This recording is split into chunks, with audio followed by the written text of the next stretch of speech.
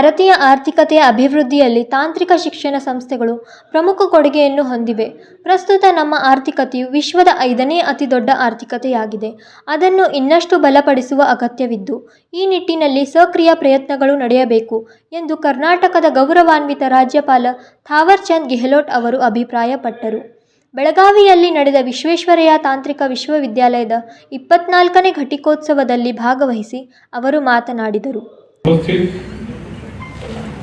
Indian Institute of Science Bengaluru के director एवं इस दीक्षांत समारोह के मुख्य अतिथि professor Govindan Rangarajan ji, vice chancellor professor S Vidyashankar ji, registrar professor B Rangaswamy ji, registrar मूल्यांकन professor T N. Srivastava ji, Srinivas ji, dean doctor B Sadashiva Gowda ji, मानद उपाधि से सम्मानित सदगुरु श्री मधुसूदन साई जी, डॉक्टर एस सोमनाथ जी एवं श्री हरि मरार जी, कार्यकारी परिषद एवं अकादमिक सीनेट के सभी सदस्यगण, विश्वविद्यालय परिवार के समस्त महानुभाव,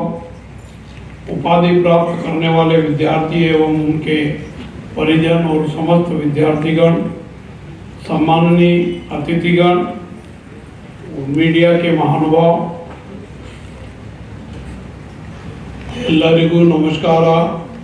ನಾನು ನಿಮ್ಮೆಲ್ಲರನ್ನು ಹಾರ್ದಿಕವಾಗಿ ಸ್ವಾಗತಿಸುತ್ತೇನೆ. हम सभी जानते हैं कि तकनीक की प्रगति राष्ट्र के विकास के लिए महत्वपूर्ण है।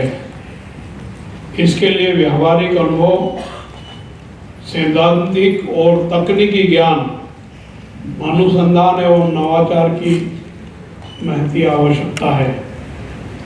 इस उद्देश्य को ध्यान में रखकर भारत रत्न सर एम विश्वेश्वरैया जी की स्मृति में स्थापित विश्वेश्वरैया प्रौद्योगिकी विश्वविद्यालय ने आज देश के सबसे बड़े तकनीकी विश्वविद्यालय के रूप में अपनी पहचान बनाई है।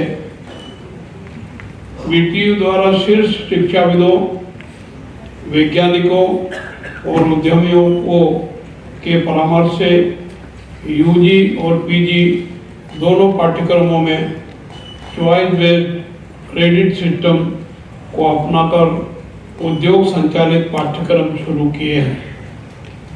तकनीकी शिक्षा में आज की आवश्यकताओं के अनुसार पाठ्यक्रम में संशोधन करने में वीटीयू देश का अग्रणी संस्थान है।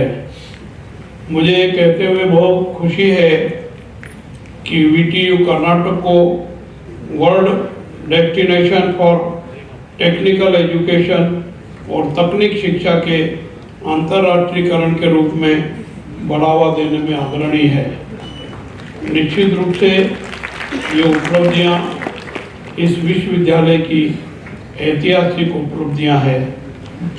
आज इस दीक्षांत समारोह में Shri Madhusudan Sai institute of medical science and research Chikkaballapur के संस्थापक सदगुरु श्री मधुसूदन साई जी एवं इसरो के चेयरमैन डॉक्टर एस सोमनाथ जी और बेंगलुरु इंटरनेशनल एयरपोर्ट लिमिटेड के MD and CEO Shri Hari के मरार जी को मानद उपाधि से सम्मानित किया गया है।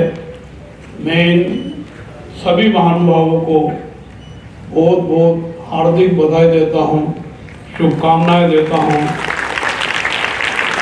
इनके उज्जवल भविष्य की कामना करता हूँ और भगवान से प्रार्थना करता हूँ कि ये स्वस्थ और दीर्घायु रह करके जो सेवा कार्य कर रहे हैं उसको और सक्रियता से करते रहें। मैं उपाधि प्राप्त करने वाले सभी छात्र छात्राओं को बधाई एवं शुभकामनाएं देता हूँ और आप सबके उज्जवल भविष्य की कामना करता हूँ। मुझे विश्वास है कि इस तकनीकी विश्वविद्यालय से प्राप्त शिक्षा आपके कैरियर को सफल बनाने के साथ ही जीवन को सार्थक बनाने में भी सहायक सिद्ध होगी। हमारी शैक्षिक एवं सांस्कृतिक परंपरा प्राचीन है तथा प्राचीन काल से ही वसुदेव कुटुंबकम के दर्शन और ध्यान पर केंद्रित होकर सर्वे भवन्तु सुखिनः सर्वे सन्तु निरामया की भावना से प्रेरित है। हमारी संस्कृति सदैव विश्व बंधुत्व और विश्व शांति और समता और समृद्धता की प्रेरणा देती है। निश्चित रूप से हमारी इस महान संस्कृति का सदुपयोग देश और दुनिया में आवश्यक है। पुरातन काल में हमारा भारत देश विश्व गुरु कहलाता था। यहाँ नालंदा, तक्षशिला एवं विक्रमशिला जैसे विश्व स्तरीय शिक्षा संस्थान थे। नालंदा विश्वविद्यालय भारत की समृद्ध शैक्षिक विरासत और वैश्विक ज्ञान और संस्कृति में योगदान का प्रतीक था। नालंदा विश्वविद्यालय को पुनर्जीवित करने के प्रयास में नालंदा महाविद्यालय के पास कुछ समय पूर्व एक नए नालंदा विश्वविद्यालय की स्थापना की गई है, जिसके परिसर का उद्घाटन कुछ समय पूर्व ही देश के प्रधानमंत्री नरेंद्र मोदी जी द्वारा किया गया।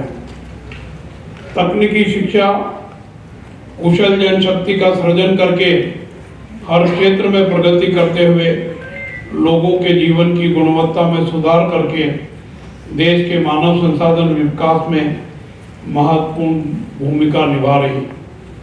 प्रौद्योगिकी हमारी कल्पना से भी तेजी से बदल रही है, इसलिए हमारे शोधकर्ताओं, वैज्ञानिकों और विशेषज्ञों के लिए आवश्यक है कि वे हर क्षेत्र में पूर्वाभास करें और उसी के अनुसार योजनाएं और अनुसंधान बनाएं।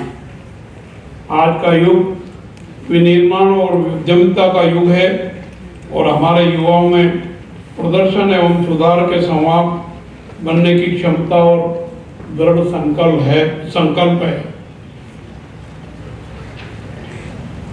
जैसा कि स्वामी विवेकानंद जी ने कहा था, उठो, जागो और तब तक मत रुको जब तक लक्ष्य प्राप्त न हो जाए। इसी दृढ़ निश्चय के साथ हमारे युवा संकल्पित होकर देश के विकास में अपनी महत्वपूर्ण भूमिका का निर्वहन करें। आर्थिक विकास, विज्ञान और प्रौद्योगिकी में उन्नति, औद्योगिकीकरण, कृषि क्षेत्र में सुधार, शिक्षा और आधुनिकीकरण के क्षेत्र में महत्वपूर्ण प्रगति हुई है। भारत ने विज्ञान और तकनीकी के क्षेत्र में भी अद्भुत उपलब्धियां हासिल करके अंतरिक्ष अनुसंधान, चंद्रयान मिशन, मंगलयान और इंटरनेट तकनीक के क्षेत्र में अपनी नई पहचान बनाई है। आत्मनिर्भर भारत ने विज्ञान और तकनीक के क्षेत्र में उन्नति के चलते विश्व भर में अपनी प्रतिष्ठा बढ़ाई है। एक भारत श्रेष्ठ भारत और विकसित भारत के लिए मेड इन इंडिया और मेक इन इंडिया के लक्ष्य को प्राप्त करने में विज्ञान और प्रौद्योगिकी का योगदान महत्वपूर्ण है। भारतीय अर्थव्यवस्था के विकास में तकनीकी शैक्षणिक संस्थानों का महत्वपूर्ण योगदान है। आज हमारी अर्थव्यवस्था विश्व की 5वीं सबसे बड़ी अर्थव्यवस्था है और देशवासियों की अपेक्षा है कि यह अर्थव्यवस्था और मजबूत हो और ऊंचाई पर पहुंचे। इस दृष्टिकोण को ध्यान में रख करके आप सब सहयोग करें, ऐसा मेरा अनुरोध है। आज हमारा देश विकसित राष्ट्र बनने की दिशा में तेज गति से अग्रसर हो रहा है। आगामी वर्षों में देश को दुनिया के विकसित राष्ट्रों की अग्रिम पंक्ति में लाने के लिए हमें सक्रियता से प्रयास करने की आवश्यकता है। मैं विश्वास करता हूं कि आप इस दिशा में सक्रिय प्रयास करेंगे। आज देश दुनिया में पर्यावरण असंतुलन बिगड़ रहा है और उसके कारण अनेक प्रकार की कठिनाइयां, गंभीर समस्याएं उत्पन्न हो रही है। पर्यावरण के संरक्षण और संवर्धन की हम सभी की जिम्मेदारी है। जल, वन एवं वायु संरक्षण की दिशा में कार्य करने की आवश्यकता है। मुझे विश्वास है कि आप जागरूक नागरिक होने के नाते इस बात को भी ध्यान में रख करके सक्रिय प्रयास करेंगे। तकनीकी की शिक्षा के साथ साथ शिक्षा सर्वस्पर्शी सर्वहितैषी हो, ऐसा हमारा प्रयास होना चाहिए। मेरा विश्वास है ये विश्वविद्यालय इस दिशा में प्रयास करेगा।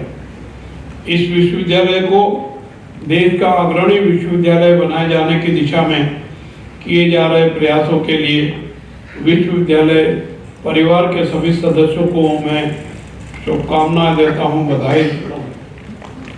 आज जिन महानुभावों को मानद उपाधि से सम्मानित किया गया है वो सभी अपने अपने क्षेत्र में उत्कृष्ट कार्य कर रहे हैं और मैं एक बार फिर उनसे अपेक्षा करता हूं कि वो इसी प्रकार के उत्कृष्ट कार्य करते रहे। हमारे मुख्य अतिथि ने अपने उद्बोधन में जो बातें हमें बताई है वो प्रेरणादायी है। मैं आपसे अनुरोध करता हूं कि उनसे प्रेरणा लेकर के आप अपनी योजनाओं को साकार करने का प्रयास करेंगे। मेरी वाणी को विराम देता हूं। धन्यवाद। जय हिंद, जय कर्नाटक। ಭಾರತದಲ್ಲಿ ಆರ್ಥಿಕ ಅಭಿವೃದ್ಧಿ, ವಿಜ್ಞಾನ ಮತ್ತು ತಂತ್ರಜ್ಞಾನದಲ್ಲಿ ಪ್ರಗತಿ, ಕೈಗಾರೀಕರಣ, ಕೃಷಿ ಕ್ಷೇತ್ರದ ಸುಧಾರಣೆಗಳು, ಶಿಕ್ಷಣ ಮತ್ತು ಆಧುನೀಕರಣ ಕ್ಷೇತ್ರಗಳಲ್ಲಿ ಗಮನಾರ್ಹ ಪ್ರಗತಿಯನ್ನು ಸಾಧಿಸಲಾಗಿದೆ. ಪ್ರಸ್ತುತ ನಮ್ಮ ದೇಶವು ಅಭಿವೃದ್ಧಿ ಹೊಂದಿದ ರಾಷ್ಟ್ರವಾಗುವತ್ತ ವೇಗದಲ್ಲಿ ಸಾಗುತ್ತಿದೆ. ಮುಂಬರುವ ವರ್ಷಗಳಲ್ಲಿ ದೇಶವನ್ನು ವಿಶ್ವದ ಅಭಿವೃದ್ಧಿ ಹೊಂದಿದ ರಾಷ್ಟ್ರಗಳ ಮಂಚೂಣಿಗೆ ತರಲು ನಾವು ಸಕ್ರಿಯ ಪ್ರಯತ್ನಗಳನ್ನು ಮಾಡಬೇಕಾಗಿದೆ ಎಂದು ಕರೆ ನೀಡಿದರು. ಭಾರತೀಯ ವಿದ್ಯಾಸಂಸ್ಥೆಯ ನಿರ್ದೇಶಕ ಪ್ರೊಫೆಸರ್ ಗೋವಿಂದನ್ ರಂಗರಾಜನ್, ಕುಲಪತಿ ಎಸ್. ವಿದ್ಯಾಶಂಕರ್ ಹಾಗೂ ಗಣ್ಯರು ಉಪಸ್ಥಿತರಿದ್ದರು. ವಿನೋದ್ ಕೋಲ್ಕಾರ್, KMM ಕನ್ನಡ, ಬೆಳಗಾವಿ.